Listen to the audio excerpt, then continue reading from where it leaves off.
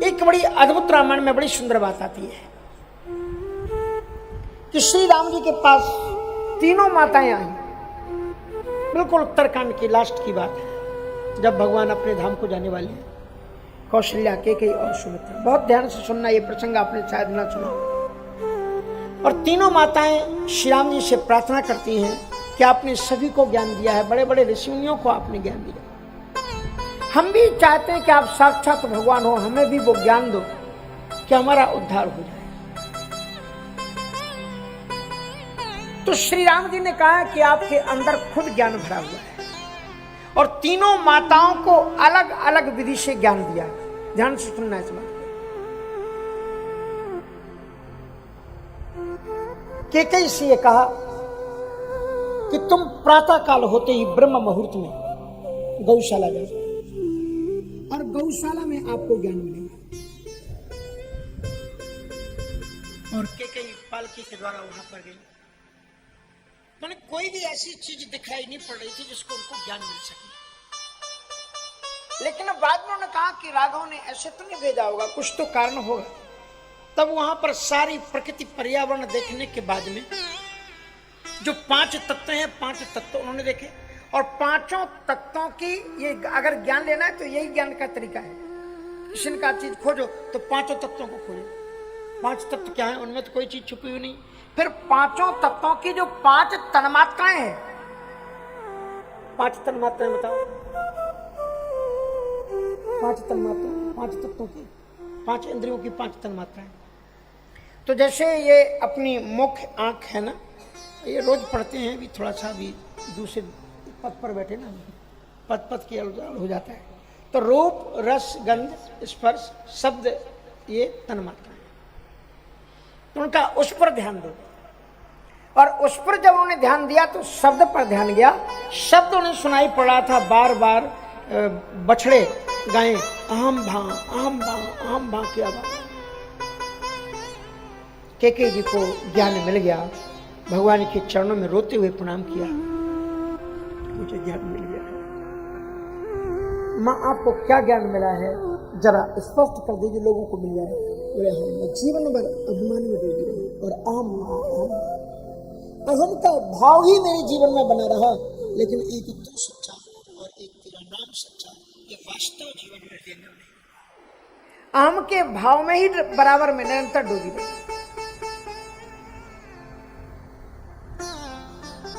केकई जब आई तो केकई से कहा कि आप अपने इतिहास को याद करें, पैतृक इतिहास को याद करें। तो पैतृक इतिहास में जब केकई जी गई तो उनको याद आया कि जननी तू जननी भई, और विदिशा ने कछ न बचा। इसलिए भरत जी ने कहा है केकई को कि जननी तू जननी भई, तू मां के ही ऊपर गई। कैसे ना, जैसे जाके बाप मताई तैसी ताकि लड़का। जननी तू जननी भई, जननी केकई की मां जो थी, महाराज केक की इकलौती बेटी थी। महाराज केक के पास में एक ऋषि का ऐसा वरदान था कि वे किसी भी जीव जंतु की भाषा को सुन सकते थे और समझ सकते थे। हम लोग नहीं समझते, पर वो किसी भी जीव जंतु की भाषा को समझ सकते थे। इसलिए उन्होंने देखा कि वो एक दिन थाली में बैठे हुए थे भोजन करने के लिए, और उनकी धर्मपत्नी भोजन परोस रही थी, तो थाली रख करके गई। तो उन्होंने देखा कि एक चींटी उनकी थाली से आकर के एक चावल के दाने को लेकर के चली गई, और उधर से एक और चींटी आ रही थी। तो तुमने देखा कभी चींटियों को? चींटी जरूर एक रास्ते से ही निकलती हैं, उनकी भी जो लगता है कोई रोड बना रखा, ऐसे चलेंगे रोड की तरह जैसे चल रहे, और एक दूसरे के मुख के पास में आके टकरा के कुछ बात करती हैं और फिर आगे जाती हैं। कभी देखना, इन चीजों को भी देखना, बड़ी गजब की चीजें होती हैं। तो चींटी ने चींटी से कुछ बात की तो वो सबकी भाषा समझ सकते थे। तो महाराज केक गौर से सुनने लगे। चींटी ने चींटी से कहा कि ये चावल तू मुझे दे दे, मुझे भूख लग रही, और तू जा करके दूसरा चावल ले आ। तो उस चींटी ने कहा कि मैं अपना लाया हूं, क्यों दे दूं, तू ही चली जा, तू उठा ला। तो उसने कहा नहीं, मैं नहीं जाना चाहती कि मैं पूर्व जन्म की निकृष्ट जाति में पैदा हुई थी और उससे मेरे जो पद हैं अभी गलत दिशा से आ रहे हैं, मैं जाऊंगी तो उनका भोजन स्पर्श होगा और उनकी मति भ्रष्ट हो जाएगी। तो वो राजा हैं, लोग कल्याण करते रहे, उनको मति भ्रष्ट ना होने दें। इससे अब जब उन्होंने ये बात सुनी तो हंसी आ गई, क्योंकि जब व्यक्ति का जन्म बदलता है तो कर्म भी उसके जन्म के साथ में चले जाते हैं। अब उनको पुराने कर्म से नहीं जुड़ना चाहिए, तो उनको हंसी आ गई।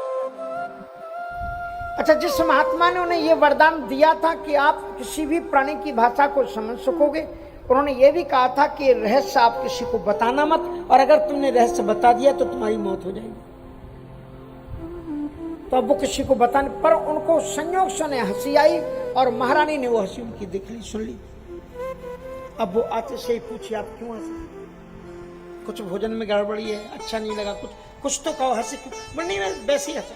नहीं, ऐसे कैसे हंसे, आपको बताना ही पड़ेगा, आप क्यों हंसे? अरे वो हो गई बात आई। नहीं बताओ।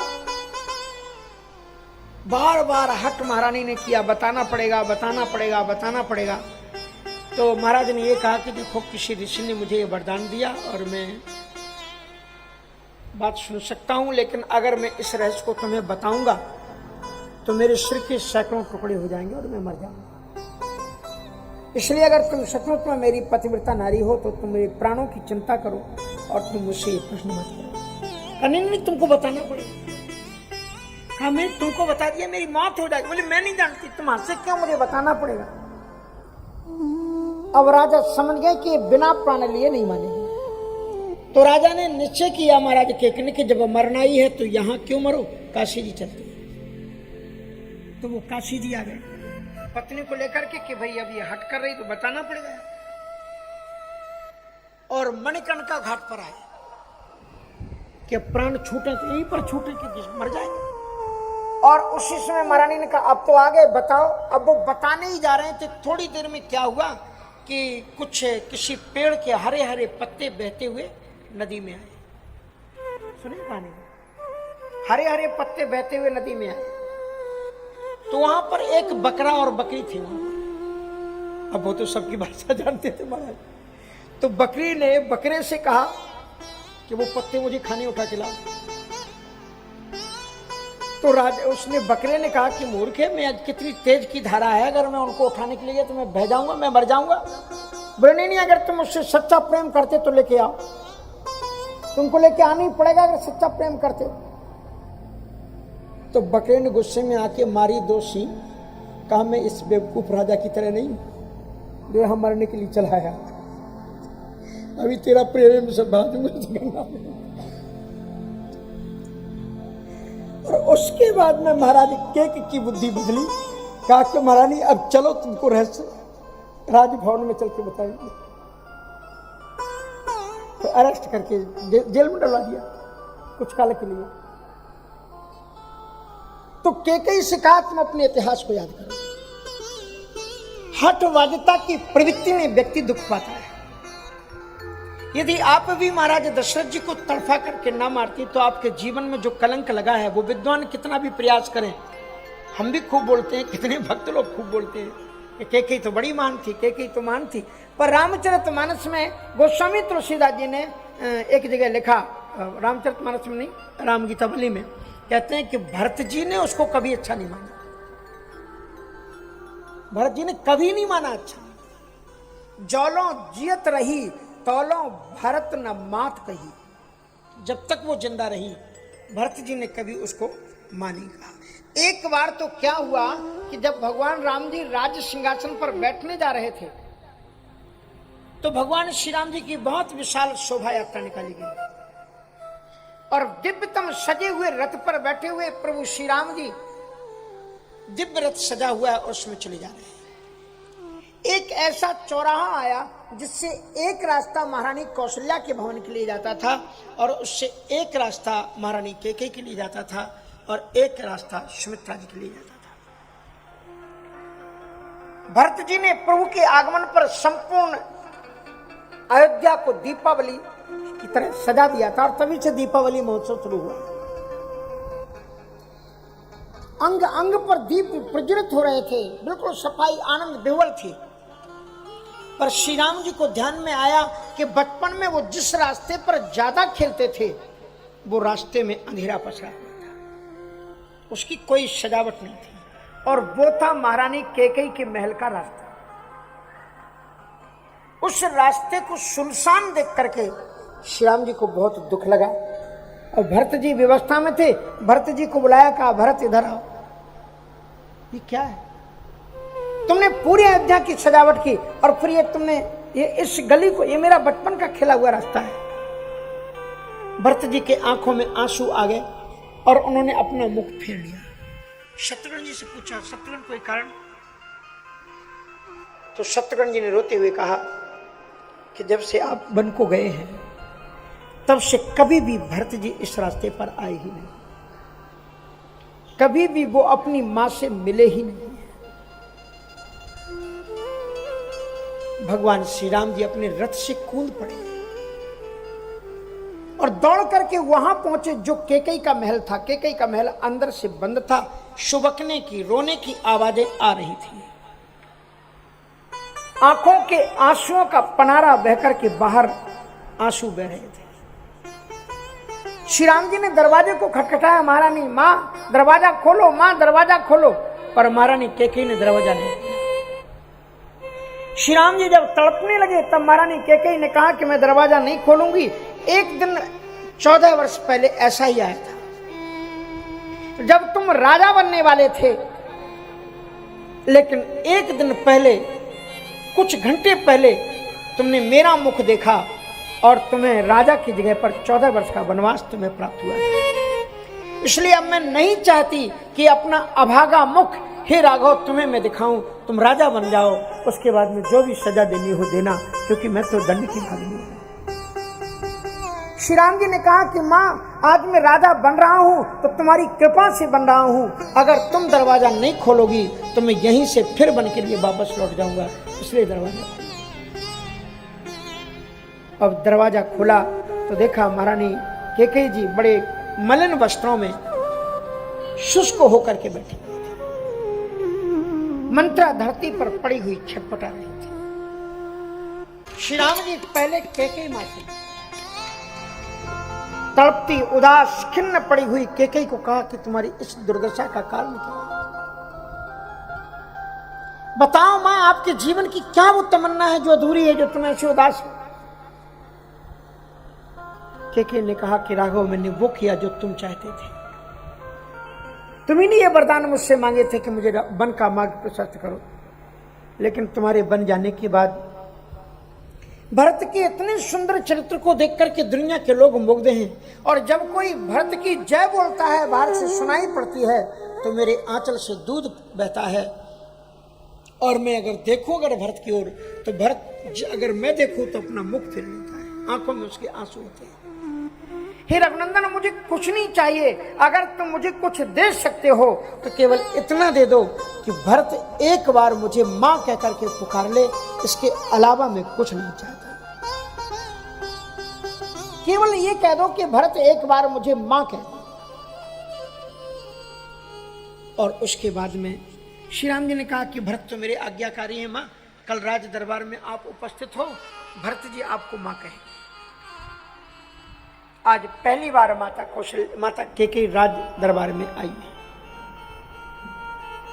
और भरत जी से राम जी ने बड़ी विनम्रता के साथ में एक बात कही, बड़ी गजब के शब्द। हे भरत, मैं तुमसे आज कुछ मांगता हूं।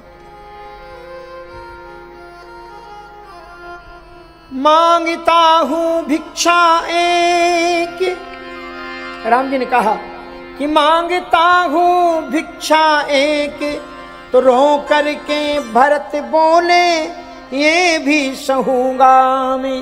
राम जी ने कहा कि भैया भरत, राम ने कहा कि भरत मांगता हूं भिक्षा एक, रो करके भरत बोले ये भी सहूंगा मैं। मेरा बड़ा भाई जो दुनिया को देता है, दाता एक राम, भिखारी सारी दुनिया, और वो मुझसे कह रहा है कि मांगता हूं भिक्षा एक। ऐसी क्या परिस्थिति है।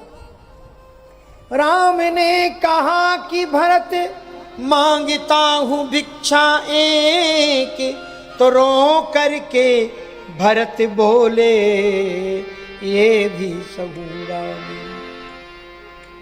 प्रभु मैंने इतने दुख सहे हैं, इतनी बदनामियां, ये भी मैं सहूंगा, कहिए आप। राम ने कहा कि भरत मांगता हूं भिक्षा एक, और राम ने कहा कि भरत मांगता हूं भिक्षा एक, रोकर के भरत बोले ये भी सहूंगा मैं। मेरो धन धाम परिवार नाथ आप ही का, मेरा धन धाम परिवार सब आपका है। दास आपका हूं नित्य आपका रहूंगा मैं, आपका ही दास हूं और हरदम आपका रहूंगा मैं। और आप मुझसे कह रहे हैं कि आप भिक्षा मांगते हैं। फिर भी भरत जी कहते हैं, जरा फिर से 2 लाइनें के बाद 30 लाइन में आना। राम ने कहा कि भरत मांगता हूं भिक्षा एक, तो रो करके भरत बोले ये भी सहूंगा मैं। मेरो धन धाम परिवार नाथ आप ही का, और दास आपका हूं नित्य आपका रहूंगा मैं। फिर भी भरत जी कहते हैं कि मेरे प्रभु जी, फिर भी मेरी आपसे एक विनम्र प्रार्थना है, किंतु एक आज्ञा नाथ दीजिएगा नहीं, कोटि कोटि बार पदे पदम गहूंगा मैं। मेरे प्रभु सब कुछ आपका है, जो आप कहेंगे मैं आज्ञा का पालन करूंगा। लेकिन रोकर के भरत बोले कि मेरी आपसे प्रार्थना, एक आज्ञा मैं आपके नहीं, एक आज्ञा आप मुझे मत देना। पहले कह दिया कि जिसने हमारे देव आपको बनवास दिया, उसके कई अभागनी को मात ना कहूंगा मैं। उसके कई अभागनी को मात, जिस माँ ने राम से बेटे को जुदा किया हो वो माँ नहीं हो सकती, माँ कहलाने की वो हकदार नहीं है। राम जी ने आंखों में अश्रुपात भरते हुए कहा कि भरत क्या नहीं कहोगे? बोले मां नहीं कहूंगा। बोले भरत मां तो तुमने कह दिया। और इतना कहने के बाद में कैकेयी की ओर देखा, कहा सुनो तुम्हारा बेटा भरत तुम्हें कह रहा है कि मैं मां कैकेयी को मां नहीं कहूंगा, तो मां कह तो रहा है। उस कैकेयी अभागिनी को मां, उस कैकेयी से कहा कि तुम जरा अपने इतिहास को देखो। और वो चिंतन में गई और उसने सोचा कि यदि मैं अभिमान को नष्ट कर चुकी होती तो शायद आत्म तत्व को राम तो सामने खड़े हुए थे। इस प्रकार से श्री राम जी ने कैकेयी को उपदेश दिया। महारानी कौशल्या जी आई, महारानी सुमित्रा जी आई। सुमित्रा जी का बताया पहले, सुमित्रा का बताया था। सुमित्रा जी आई और सुमित्रा जी से कहा कि उन्होंने कहा कि मुझे आप कोई आत्म तत्वोपदेश दिए। तो सुमित्रा जी को भगवान श्री राम जी ने कहा कि आप एकांत में बैठ करके अपने बारे में आप चिंतन करें कि आप कौन हैं, और जब आपको ये उत्तर मिल जाए कि आप कौन हैं तो आप मुझे बता देना।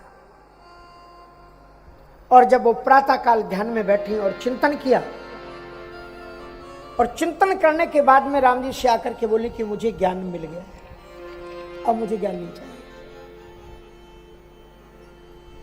कौन है आप?